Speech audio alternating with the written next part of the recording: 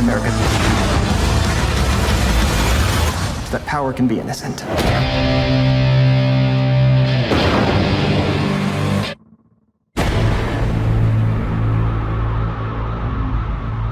Je ne comprends pas pourquoi le film a autant été bâché par la presse et cette sorte d'acharnement qu'ont les médias envers le film. Ce qui m'a fait douter encore plus du film, c'est toutes ces bandes annonces qui ont été faites et qui en montraient pour moi beaucoup trop.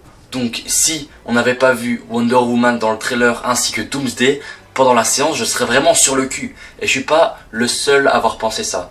Et donc, qu'est-ce que j'en ai pensé du film? Eh bien, c'était vraiment pas mal. On reconnaissait bien la patte de Snyder au niveau de la coloration, mais pas aussi fort que dans 300 ni dans Man of Steel, mais la couleur du film était assez sombre. Le Batman joué par Ben Affleck offre une nouvelle perception de l'homme chauve-souris, plus fatigué, plus tiraillé qu'avant. Il veut vraiment se venger de l'homme d'acier qui a envahi son monde et qui a détruit Metropolis avec le bâtiment de Wayne Enterprises, si l'accent anglais, et tué presque tous ses occupants suite au combat de Zod contre Superman. À la venue de Batman dans le film, il est montré comme une créature de la nuit que tout le monde a peur. Henry Cavill fait son boulot en Superman. Le monde se divise en deux parties. D'un côté, tu as les gens qui adorent Superman, qui le considèrent comme un dieu et qui en dépendent de lui.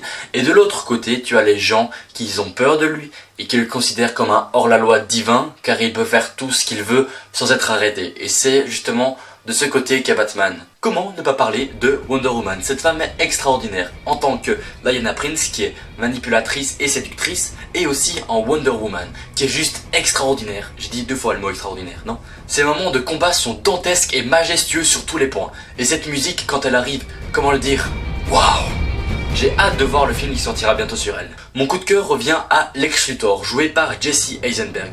Beaucoup lui reprochent de jouer trop, d'en faire trop, mais c'est ce qui m'a plu dans le personnage. Il est complètement dément et à certains moments du film on dirait vraiment un vrai psychopathe schizophrène. Il apporte une nouvelle interprétation au personnage et donne un côté rafraîchissant.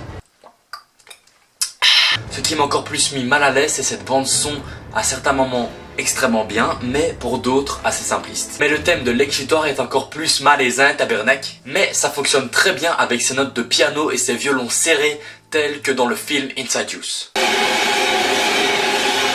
Vous avez fait peur? Le film s'est majoritairement inspiré du comics de Frank Miller qui est The Dark Knight Returns. On sent bien que Zack Snyder veut faire avancer les choses rapidement en instaurant dans son film quelques gros indices concernant la Justice League, qui est initialement composée de Batman, Superman, Wonder Woman, Cyborg, Aquaman et Flash. Tu m'as appelé? Parce que j'ai cru entendre mon nom. Non, je t'ai pas appelé. T'as pas besoin de moi. Bon, bah alors je peux aller rebotter le cul de Captain Cold. Tandis que chez Marvel Studios, ils ont sorti beaucoup de films avant Avengers et chez DC, ils en ont sorti 2 pour l'instant.